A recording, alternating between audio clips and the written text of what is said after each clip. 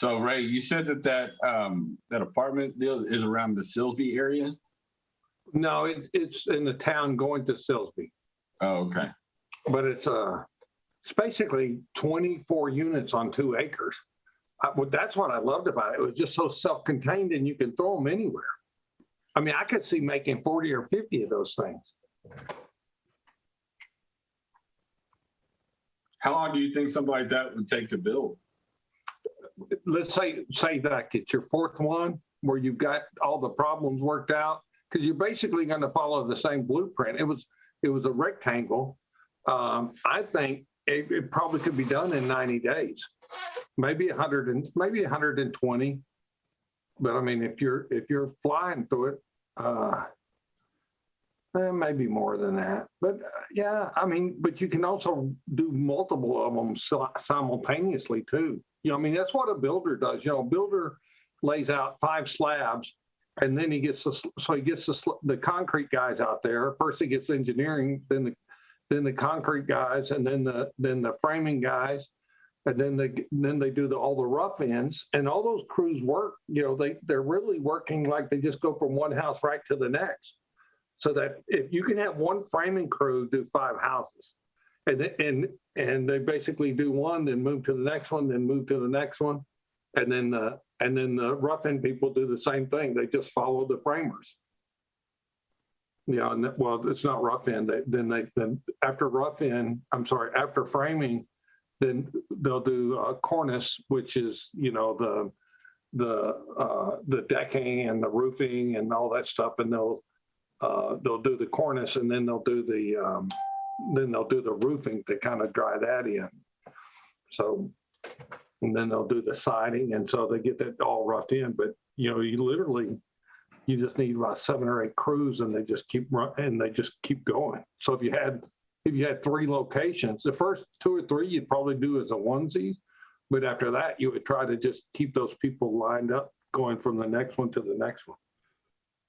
Have you seen those little bitty 100-unit or 70-unit hotels that they put in neighborhoods? It's sort of like that. Okay. Well, let's go ahead and get started. It's like 6:05. We're running a couple minutes behind, and people are starting to jump on here. So welcome everybody to our weekly live training. Every Wednesday, 6 o'clock Central Time. We are right here for you guys, and you're in for a treat tonight because Ray's going to be in the spotlight for tonight. We're going to be talking about overcoming fear and things of that nature. I'm going to ask him some questions about. He's got a high appreciation for his mentors, and Jimmy Napier and Jack Miller, I believe, is the other one. And so we're gonna talk about that tonight. One thing I do want to point out before we do jump in and get started is if you're watching this on Facebook, we also have a YouTube channel as well that we put content on there all throughout the week, and also our radio show is on there. And all you have to do so that you don't miss anything that we have going on is just go to the YouTube channel, which is Alomoria Massive Passive Dealmakers. You'll see our famous, Longhorn logos there. And you just hit the subscribe button. It's a bright red subscribe button. And then right next to it is a little bell. You just click that bell, and you can set the notifications to where you get notified every time we go live or we upload a video, so that you don't miss out on all the wonderful things that we do. So that being said, we do hope that everybody had a great holiday last weekend, and we did miss you guys last week, but we are back. So how are you doing tonight, Ray? I'm doing fine. Well, that's good. If you jumped on and you heard us, chit-chatting back and forth, we were talking about an apartment building that Ray had found today, and he was excited about it, so he wanted to share it with us. I love construction, so it was basically mini Class A apartments, MINI, mini small Class A apartments. I like that concept. I mean, it's who out there is going to go out there and start a 250, 400 unit Class A apartment? I mean, none of us can do that, but we could do the minis. And that's what was exciting. It's like eating an elephant one bite at a time. If it's so big, none of us, it's like are building the Suez Canal. I mean, we can't do that. Only governments can do that, and REITs can do that. But think of like a mini Class A apartment where you're doing 12 to 24 units. Now that's really exciting. And Class A is, just by its nature, Class A is different than Class C. The big downfall of Class C apartments is you've got to have professional people on your team working them. And the more units you have in one place, you have a better economy of scale. So doing Class C and Class D apartments on the mini side, on the size, small size, and I didn't get to kind of tell you why it was so beautiful to me when I saw it. Doing mini Class C and mini Class D is suicide. I mean, you might as well just kill yourself because you're gonna hate owning those things just because you can never get that economy of scale. Well, Class A is different. Class A is you're dealing with actual mature people who pay their bills, who have resources. It's a different socioeconomic class, and so I think it's just probably a lot easier to manage. So just to clarify a little bit more, when you talk about Class A, B, C, and D, the Class A, that's like your higher end. Your class, Class C and D, that's your lower end, and sometimes can be referred to as being in the hood, things like that. But like Class C, people are gonna protect their credit report. They're gonna have good paying jobs. They'll typically be professionals of some sort.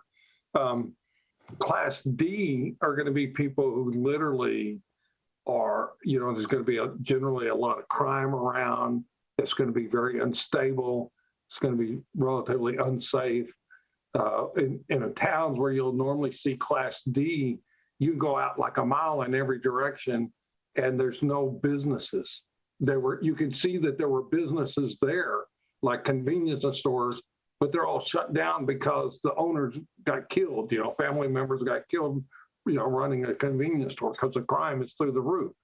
So Class D is not the business you want to be in. There are people that make it work, but it's a tough business. And those people, when I was growing up, I would go out with my stepdad, who was running some Class D low income units. And he had a gun on him at all times. And, you can expect for bad things to happen. Class A, that's not going to happen. Class C, the first thing you do on a Class C is try to make it closer to a Class B. And a Class C is going to be older apartments, maybe in a little bit safer area. Most of what I've owned is Class C and D. And then, so it may or may not have pitched roofs. They're going to be 50 to 60 years old typically. And then Class B is kind of between that and an A. And Class A is where, it's the units are going to have granite countertops. Everything's going to be real nice in them. They're going to have a lot of amenities. A lot of higher end stuff, maybe workout gyms built into them and stuff like that. The washer and dryers typically are going to be inside the units. So, and how you play that on the different class levels of apartments, it's a case by case basis depending on what you're up against. Because these things are built 60 or 70 years ago, they may not be very well built. Boarding house could be sort of like a Class D a lot of times, where we get a lot of opportunities to buy these houses, these things that were converted to 4 units, 5 units, 6 units, and they're just kind of thrown together and the wiring's not all that great. I just try to avoid that stuff. It's just life's too short. You only have a certain amount of bandwidth, and we want to try to get high quality properties. And right now, we really, really need to be looking at building high quality properties because the cost of our money is relatively low. Yeah. So we're going to talk about fear tonight, and while we're getting started, jumping into that, if you could leave us a comment, let us know where you're tuning in from, say hello. Ray loves, the comments that we get on here. So the more comments he gets, the more, likes and hearts and wows, the more he's willing to go down that rabbit hole. So keep those coming. And then also the other thing I want you to do is leave a comment and say, what is your biggest fear? What do you think is the biggest thing that's holding you back? I'm constantly on Facebook throughout the day and, engaging with our members of our communities and everything. And I see other things in other groups. For example, I saw a post earlier today where, the guy was saying, can somebody help me find cash buyers? I don't want to get a property in a contract without having a buyer. I've seen posts where, people, they're saying, I'm waiting to get my finances lined up. And you really don't have to. That all those is fear and excuses, and there's ways to get around that. And that's kind of the theme for tonight, and that's the theme that we operate the community through. Is we're here to support you and we're here to help you however we can.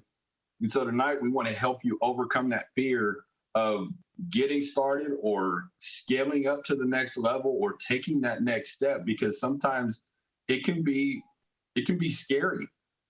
Some people are scared of fear of failing, and there's other people that are also scared of success. So tonight we want to talk about that. And like I mentioned earlier in the very beginning, Ray has a high appreciation for his mentors, and so we want to talk a little bit about that tonight. Yeah, there's been quite a few people when you look back. I think it starts out with your mom, in my case, because she was a big influence on me, and I imagine on the majority of people listening. I was 11 years old, and we were getting up at 4 a.m. rolling papers, me and my brother. He was a year younger than me, and our mom was there with us, helping us, and you don't think about that. You think it's all you because that's the way 11-year-old thinks about things. But when I look back, I realized, heck, I went to bed and she was working. I woke up and she was helping us, at 4 o'clock in the morning, we had that paper route. And it's like, you just get out there and you learn how to do things. And then what a wonderful business that was, because for an 11-year-old, we had to throw the papers. And then every month we had to go collect the money from people. We had to actually knock on their door and get $3.26 for them. And I don't know if I'm really making that number up or if it's a real number, but that's what came into my head. And so we had to collect that monthly throwing of the papers. And then of course, people don't want to pay their bills all the time. So people were, we had deadbeat customers. But you get out there and you find out that people don't bite your heads off, and it actually more or less works most of the time. So then you get some confidence from that. And I think those little things like that, if it wouldn't have been for my mom doing that, and kind of just, believing in us and showing us and kind of holding our hand, I think some people don't get that. I think what happens is, we just give you an example. We bought a lot of houses where people were either in the process of being foreclosed on or been foreclosed. And I go in those houses and I look at what's in those houses, and I see where people, I remember one time thinking to myself, going to these houses, and every one of these houses, people leave their PlayStations and their cable TVs and stuff. And we're learning how to live by watching a TV. And it's like, I was fortunate that, I was out there working when I was 11 years old. And of course, I didn't work that hard or anything. It was a paper route, and then we went to school. But you just got to be around the people that are doing what you need to be doing. And normally we say be around the people that are doing what you want to do. But you need to be around people that are doing what you need to do, because that's what gives you the confidence to do it right. My mom was there helping us, put the rubber bands and wrapping them, because we had to take them out of a big old stack and do that. So that was really good. And then when I became like a teenager, 16, 17 years old, I went around with my stepdad. He worked for a local realtor in Corpus Christi. and he would collect rents and do minor repairs. And it was real dicey. He was one of those guys that had a 32 snub nose in his back pocket, because he never knew what he was going to run into. And he would be collecting rents and stuff. So I went around him a few times doing that. And then we just got out there and in the summers and weekends, we'd make extra money by working into construction with them. And, when you're that age, you're just a flunky. You're just a helper more than anything else, but you're watching, you're seeing, and you're learning and you're growing. By the way, I just found out today that 2 people have passed away that I haven't talked to them in 10 or 15 years, but 35 years ago, one of those guys, I'll just say the name of one of them, his name is Merv. Him and I formed a group of 10 investors who we collected information. We would collect newsletters jointly and stuff like that. And then we would meet once a month at a hotel, and we would take turns as a group of 10 of 10 families. We'd meet and buy each other brunch, and we'd have that meeting. And so everything I did in the beginning is I surrounded myself with people that were doing what I wanted to do or what I thought I needed to do. And it was just, they say iron sharpens iron. Well, that happens when you're around people, things rub off on you in ways you don't know. We're right now getting our first Airbnb up and running. We've got 5 of them coming up simultaneously, and one's coming up. We put it in Airbnb today. Believe it or not, we had 3 people request rentals in the first day. So it's like we worked our butts off just to get to this place. But I picked up the phone. There's about 20 things I didn't know the answer to. My daughter's actually putting it in there. And I picked up the phone and I called the person that's got 10 Airbnbs right now that's a real good friend of mine, and he knew all the answers to all the questions. And it's like, geez, I just saved myself probably $50,000 in a year of heartache just by having that guy being a friend and being willing to answer my phone calls and say, oh, this is how you do this, and this is why I do this, and oh, don't forget to do this. And it's like you just kind of surround yourself and immerse yourself with the people that are doing what you want to do. And as an introvert, that meant you had to stand in the back of the room because you're too terrified to talk to anybody. But at least you had to stand around what was going on. And eventually you get enough confidence. And some people, to get to that confidence takes 10 seconds, because they're extroverts. And then other people who are introverts, it might be the 5th meeting before they actually meet somebody or talk to somebody. But you got to fight it. You can't go quietly into the dark. You have to go towards the light, and you have to fight the light. So, but I just think back, and of course, real estate investing, you brought this person up because I probably say him all the time, is Jimmy Napier. Jimmy Napier, he's passed away now, but Tom Pike and I, who was on the panel the other day, Tom and I I think we went on the first one together because I think he called me or I called him and said, hey, let's drive to Florida together in Pensacola and let's just go attend his event. And so we went out there, and I bet me and Tom went to 10 or 15 more of those things. It was 3 or 4 things where, he would get 150, 200 people to go out there. At that time, he was known as a as an exchanger. So there were exchanger groups. There still are. Exchanger groups are really good people to hang out with because they're usually more knowledgeable and experienced on putting deals together than probably almost anybody else.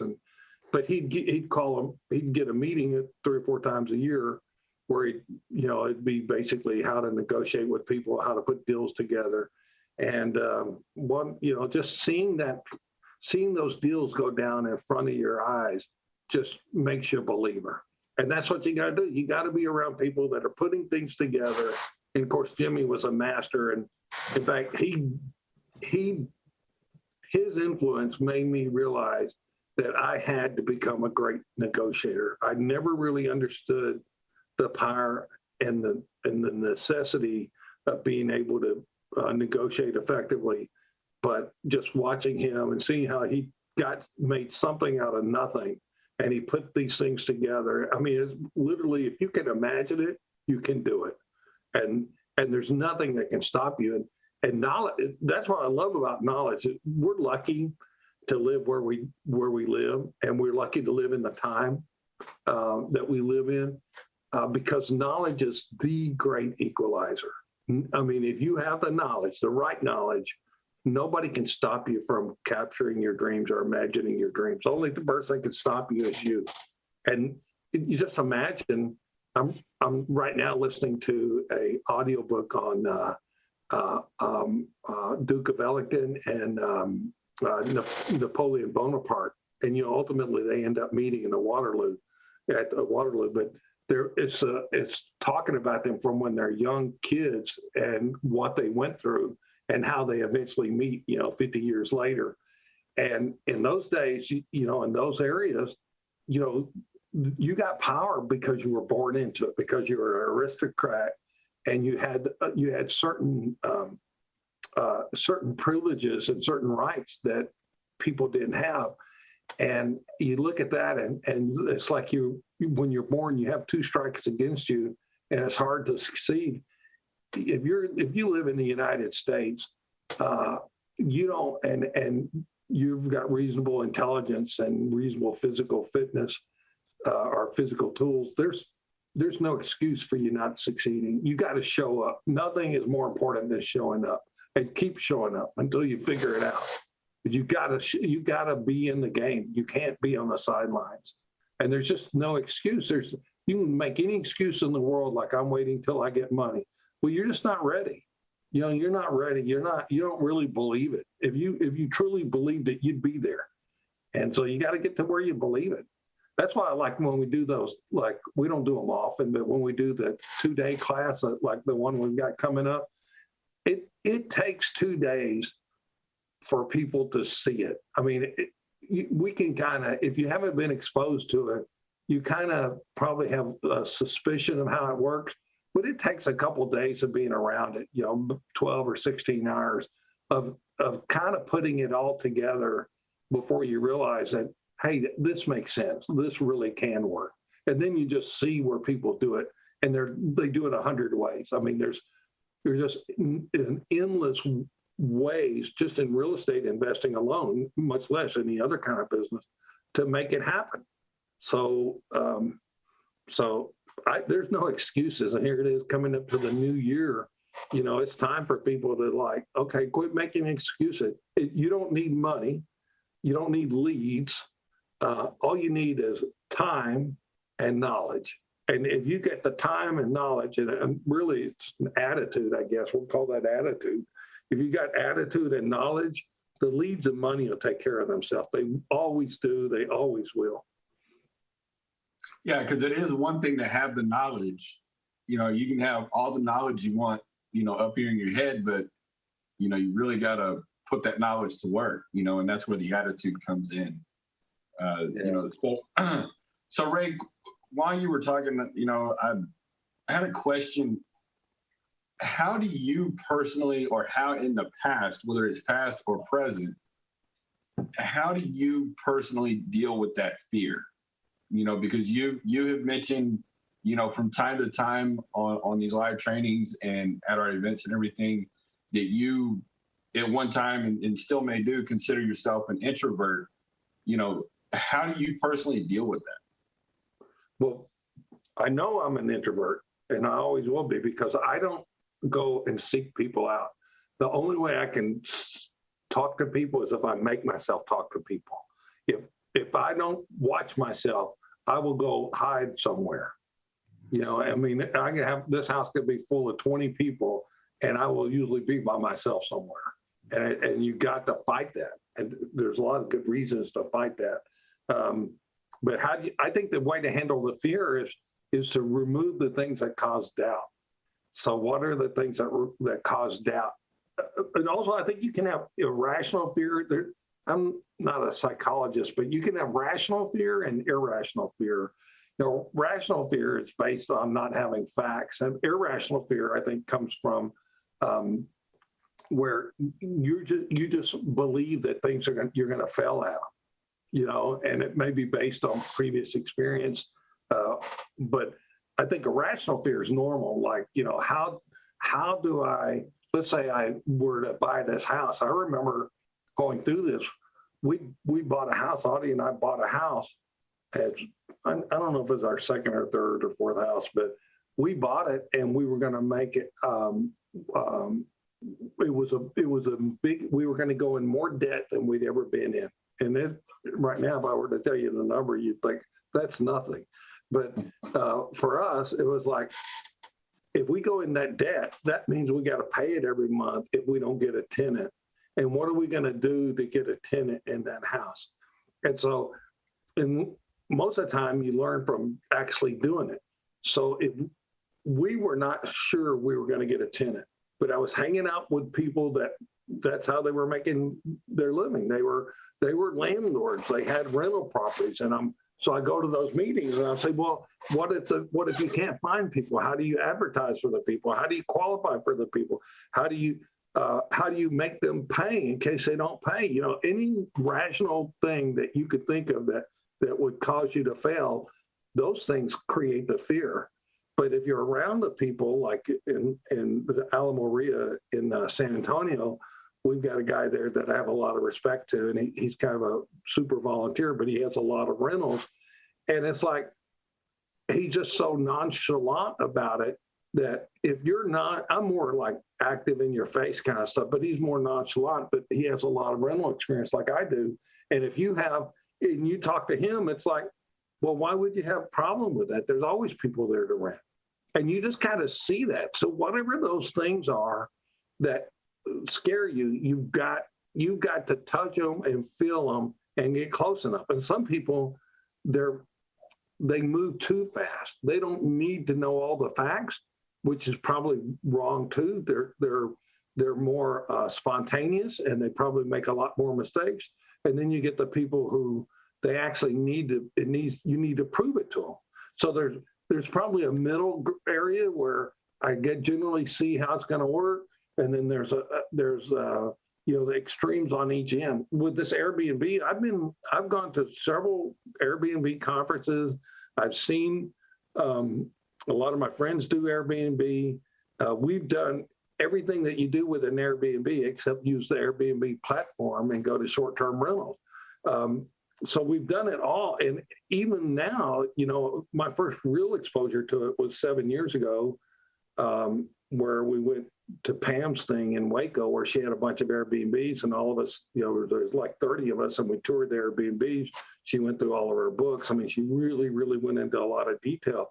And even then, the thing that held me back then was I wasn't confident that I wanted to run that level of business, because it's almost like you're in the hospitality business and you have to have staff to handle that, or it has to be you.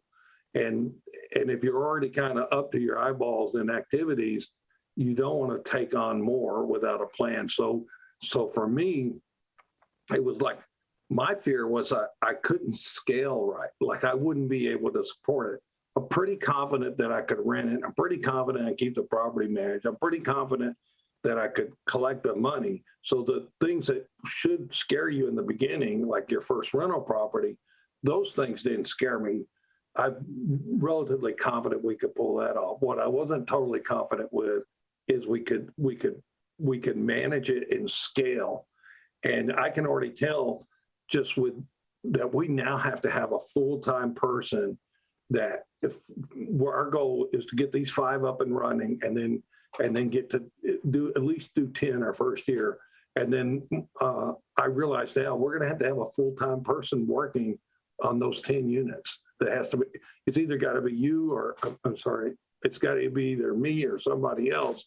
And it can't be me. There's not enough of me to make that happen. So now I got to scale. So we have different stages. We have different things that hold us back. And like, I've got to say, well, if I can't scale, then I got to overcome that.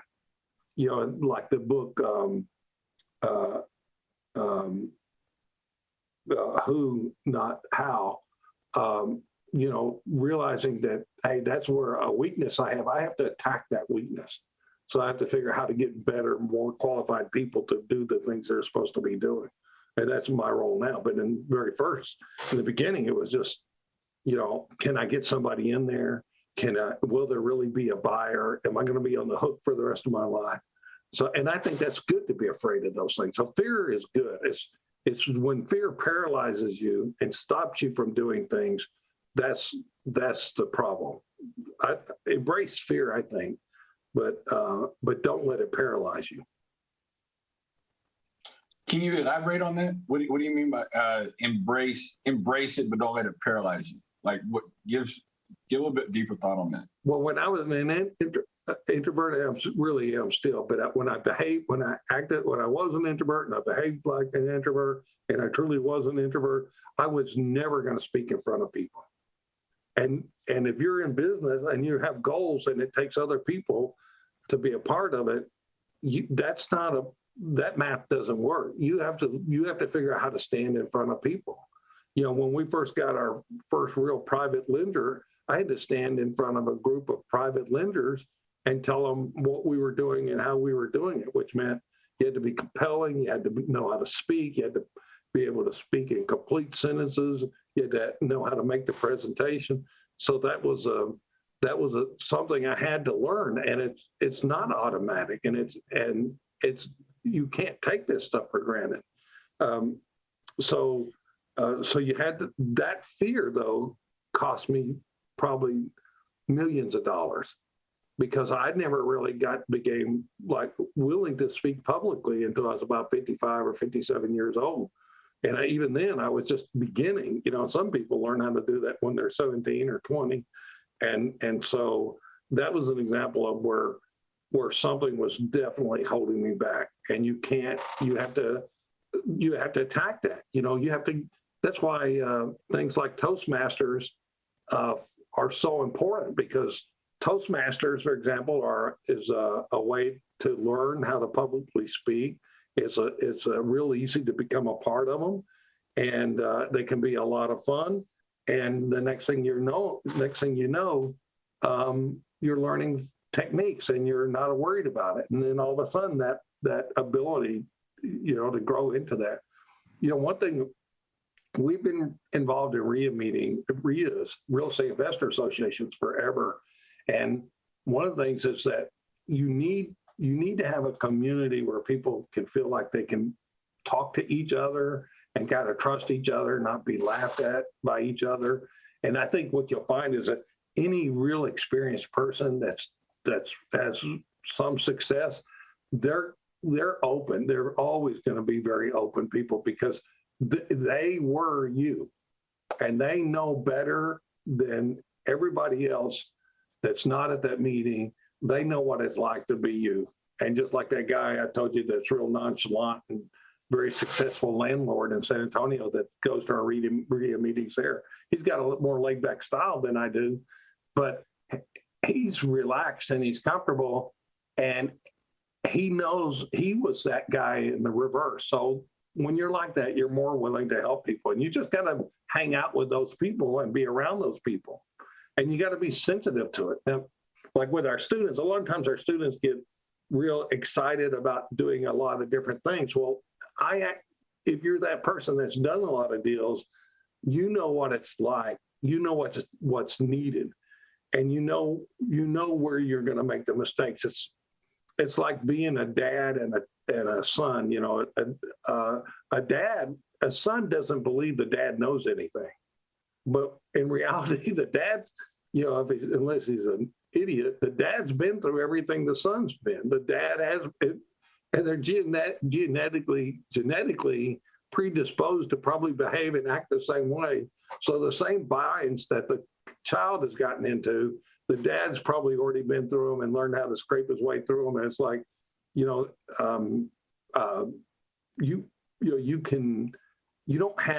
don't have to know why everything about that you're doing if you're a student to know where the pitfalls are. I already know where all the vast majority of the pitfalls are. So for a lot of people, that actually changes when they grow up. So, when you're a teenager and everything, you think that your dad doesn't know anything, or you know better than your dad.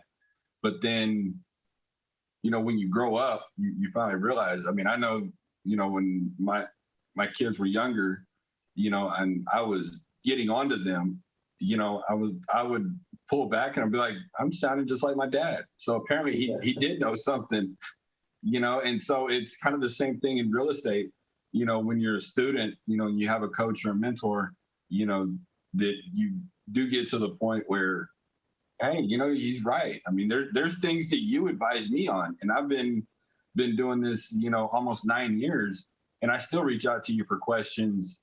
And there's times I'm like, it doesn't make sense up here, but I'm like, okay, Ray's guided me before and it's worked. Yeah, and sometimes you don't have the luxury or the energy or the time isn't right for, say you have two people in the conversation.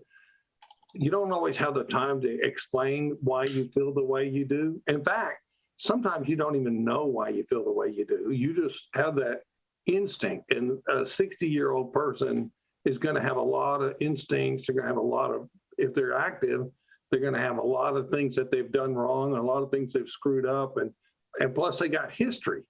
They like, hey, when I did it like this, it worked. I can't tell you necessarily why. And I know that's a cop-out, but a lot of times people don't know why it works, but they know what works and they stick with that. And I love experimenting. I mean, I'm the biggest experimenter that I know. So we're always experimenting, but even still, it's like, hey, look, do it this way. I don't have time to explain to you why right now, but do it this way. It'll work. And then later on, we can do that. I got to say something though. You reminded me of one of my favorite sayings. In fact, my oldest daughter's actually used this more than once. And it's that saying, the older I get, the smarter my dad gets. I just love that saying. I wonder why. Or the smarter my mom gets. So we got probably about maybe 10 to 15 more minutes left. So guys, if you're out there, you have a question, there's something you're struggling with, leave a comment, and our producer, Hal, behind the scenes, he'll make sure that we are able to address that question or comment on your comment. So again, if there's something that you're struggling with, or you have a question as far as, how do you get started or how do you overcome something, we want to help you. This is a community, and that's one of the main purposes of doing these weekly trainings is to help you take that next step to get to the next level, whatever that may be. Everybody, has, they're in different areas. Yeah, family dynamics are different too. Like there are certain dynamics that makes it really hard for people to be successful because they've just got so much pulling against them, or they've got so many constraints. And then occasionally you meet somebody like Krista, who I got to know pretty good. And, she was one of the most gung-ho women that I've ever met. And she has like 3 young kids. One of them was having lots of medical problems. And she was just going 90 to nothing on the real estate investing. And then there's another lady I know named Shiny. She was a student, and she came over to this country from China. And I think I told this story. Did I tell this story the other day, James? I was reminded of it. She every Christmas she reaches out and wishes me happy Merry Christmas. And but she ended up getting a lot of her family over here from China, because in a lot of places of China it's just horrible human rights and stuff like that. But she ended up coming over here to go to college, and just what she went through and how she survived that. And then later on, for her to become a student, I mean, she was just what a role model that she was. And from what I understand, she's still really doing good. But she was just, it was inspirational to be around her and see how good her attitude was and how hard she was working. And when you're around people like that, people that know how to do things will go out of their way to show you how to do them. You just got to if you give, then other people, good people, will give back, and they'll give back tenfold. So just like when I made that phone call today, I'm not running there being bees in our office, but we needed to know the answers, and I'm not willing to invent and learn those answers when I can just pick up the phone and say, okay, in this case it was Landon, but I just said, okay, Landon, can you help me out? And he said, yeah. And he ended up spending 30 or 40 minutes on the phone just going through these things. And what I really love, it was more than just him answering questions. It was him going out of his way to show me or to help me understand why what he was saying was that reason. Because if you understand the why, then you're more likely to remember how to do it and what to do. Okay, so what I'm going to do for you guys that are on here, or if you're watching the replay, I'd like to schedule a call, and it's really simple. All you got to do is write 2022. And basically, I want to find out what your goals are and what you're struggling with. And I want to help you come up with a clear game plan for 2022. So if that is you and you're available over the next few days, this is something that we're just doing for the next few days. So drop a comment that says 2022, and let's help you overcome that fear, and let's help get you started to take that first step. So Ray, what is one piece of advice that, you've been buying houses for many, many, many years? If you could go back and tell yourself one thing that, there's somebody that was in your shoes, they're in your shoes that you were in, what would you tell that person?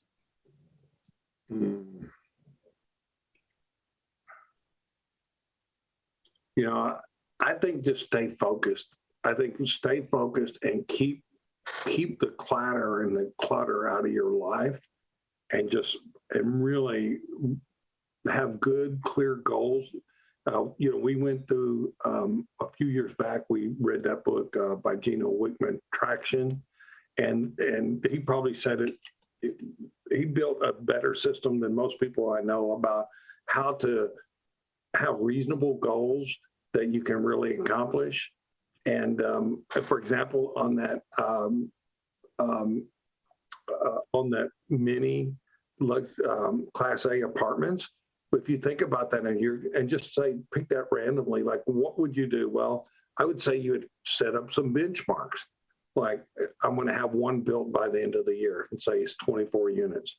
Well, then you just go work backwards and say, well, if I have to have it 20 in 12 months, because say the clock starts January 1, if I'm going to do that in 12 months, I've got to do several things. Like I've got to make sure I can get the money lined up and start working on it, start making phone calls, start talking to people who are building stuff. I got to find a 2-acre piece of ground, right?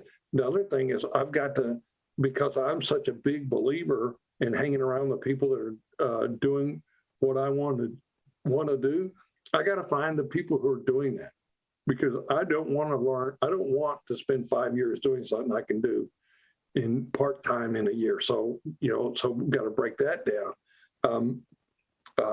And so the first step, or not the first step, but I want to try to bring all those things up. But in that book, Traction, you're going to break these things down into quarterly goals, which are like what they call the rocks. And those are 90-day goals. And then in those 90-day goals, we're going to do a little bit each time to figure out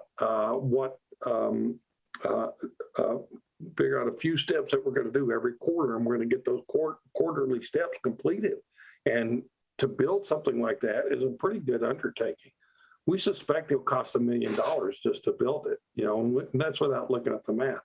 Now, some of the things that, as I think about this, and I'm really, a lot of this is, if we're going to do this, my son and I, if we're going to do this, then what are the pieces I need? Like, probably need some blueprints, probably need to talk to a buddy of mine that's a civil engineer, need to find out what is going to be involved in these different things. And then we just need to start attacking. Yeah, and I just wanted to share a personal story. I've been really, the spotlight has been really on Ray, and I'm not trying to steal the spotlight here, but, it is personal attestment of mine that, something that I have a fear of is, talking, like Ray mentioned, public speaking, talking in front of a group of people. I'm actually terrified of that. You get me in a small group of people, 5, 3, 4, 5, 10 people, we're off in a corner somewhere and we're having a conversation, I'll ramble on kind of like I'm doing now. I just love talking to people. But then you put me in the front of a room and there's 20, 40, 80 people in that room, that brings a big fear. I mean, Ray, probably about 4 or 5, I think it was 5 or 6 years ago,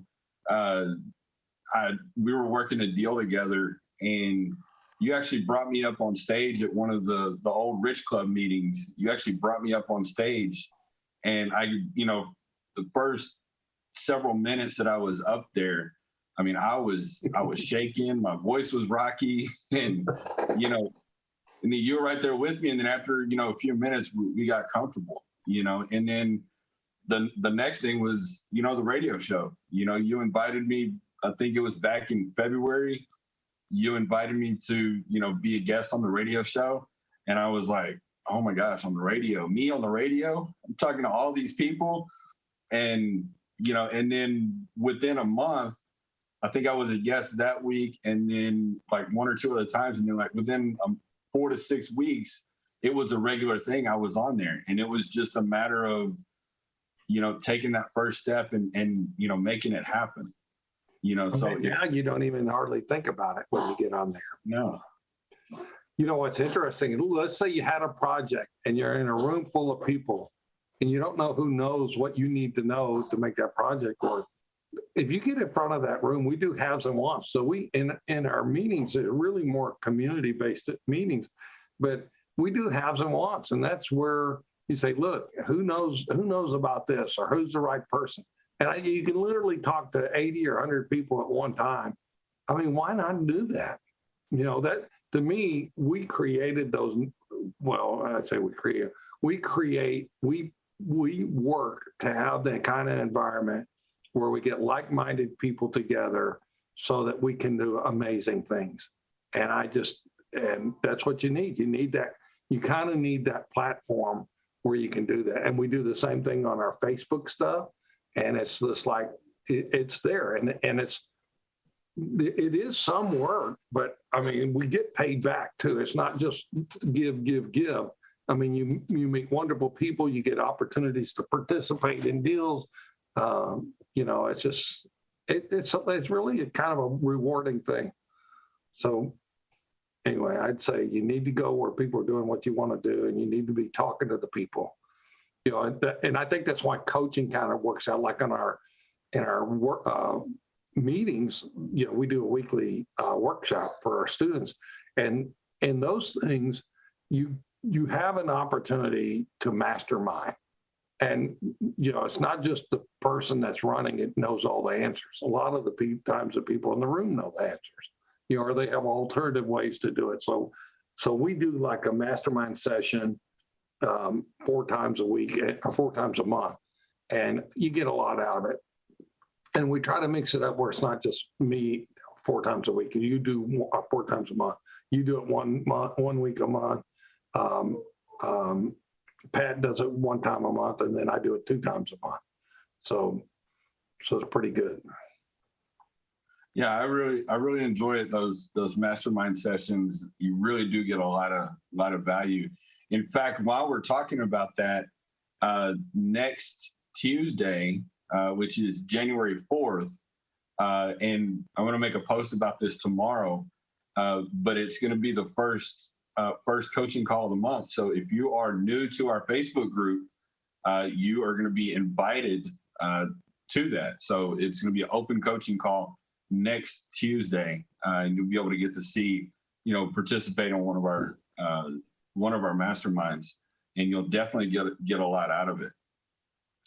So especially if you bring problems, mastermind work really good when you have problems, because a lot of times those problems aren't near as hard and difficult to deal with as you think they are.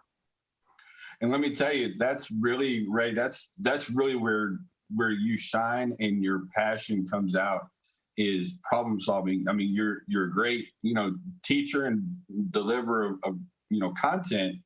But if somebody presents a problem to you and you can break that problem down and, create a solution for it, that's where, I personally, that's where I get a lot more value is in. Well, the one thing I hate is hypotheticals. And you have to have hypotheticals. I get it, but I just hate it because to me, it's like, don't give me hypotheticals. Go out there and break something so we can actually fix it. Get out there and break it, because then when we talk about it, it's really doing something. It's like we're really going to achieve something. We want those roadblocks to be there. We want those obstacles to be there, because it's the majority of people get to those roadblocks and they just stop. One of the things that it just blows me away, how ever since I was 26 years old, and really before then, but 26 is when we bought our first house. So that's been 39 years now that we've been doing this. So it just blows me away when I think about how many times people tell me I can't do something. And it's like, don't even begin to tell me I can't do something, because that is just it's almost like you're begging me to jump all over that and deal with it. So don't tell me we can't do something. I had that I used to bowl competitively and Right. wanted to go pro. I'm coming out of retirement. So that is, I want to put this out there to all of our audience. One of my goals in 2022 is to come out of retirement, get back into bowling and bowling competitively. So y'all hold me accountable to that. So, but I had this one coach that, he really, grew my passion for the game, and he got me to the top where he could. And he would always stay behind me, no matter how my attitude was or anything. He would, slap me around if he had to. But he always had this one saying: if he told me a technique to do and I wasn't comfortable doing it because I've never done it, there was times that I've looked at him like, I can't do that. And every time I told him, his very response was, I can't, never did nothing. Right. Yeah. Yeah, I love it. You know what I think is everybody needs to try to be really good at everything they do. But there's some things that, like, for example, to be a great bowler, you have to be dedicated to that. And it takes a lot of time. But you're going to find out that all that work really can make that extra in bowling. To be the difference between an amateur and a professional, I'll bet you, is like 5 pins or 10 pins. It's really not that much. And it's like, what is it that gets that person to that extra level? The good thing is, in real estate, it's not so unforgiving, because in real estate, you don't have to be the best. You can just be a plotter, a PLODDER. A plotter is somebody who just keeps moving. And you just keep building the assets and they keep growing. And before you know it, they're huge. And it could be that a plotter might take 10 or 15 years to be financially free. And somebody that's like, hey, I'm going to make $4 million in equity on sub-twos this coming year. Well, that's somebody that's going to they are not going to go out and eat dinners every night of the week. They're not going to go out and party Friday and Saturday. They're going to be working and they're going to be hustling, and it's going to become, that's an 80-hour-a-week guy. But then in a year or two, he's out of it forever. Maybe in one deal, he's out of it if he can just get close enough to know how to overcome those problems. So the good thing about real estate is it's not as cutthroat as something like being a professional bowler or being a professional golfer. It's because the difference is so fine, and it's a very finite pool of people who are at that very elite level. In real estate, there's not that finite pool of people. It's almost like you can have unlimited successful real estate investors. I mean, there's just, there's no limit there is a limit, but it's not near cutthroat and competitive as becoming a great bowler. But I think the attitude that you have to adapt to become a great bowler or a great wrestler or whatever it is, those things carry you into this. They help you understand that, hey, you're only going to get through this if you push and push and push and don't quit. Yeah, I'm gonna leave with this final thought here. One of the biggest takeaways, and it's actually one of the reasons that I'm currently not bowling right now, but whether it's bowling, whether it's anything in life, anything you're doing is 90% mental and 10% physical. Yeah. I'm going to repeat that. It's 90% mental, 10% physical. Yeah, I believe that. So with that being said, we're going to sign off. We hope to see you guys at our next meeting, January 8th in Houston, and then January 13th in San Antonio. We have all the information in our Facebook group. We'll definitely be sending that information out. We look forward to seeing you, and you guys have a happy New Year. Okay. Well, hopefully everybody's got their goals down. Well, they should, and if they don't, they can call me and we can go through that.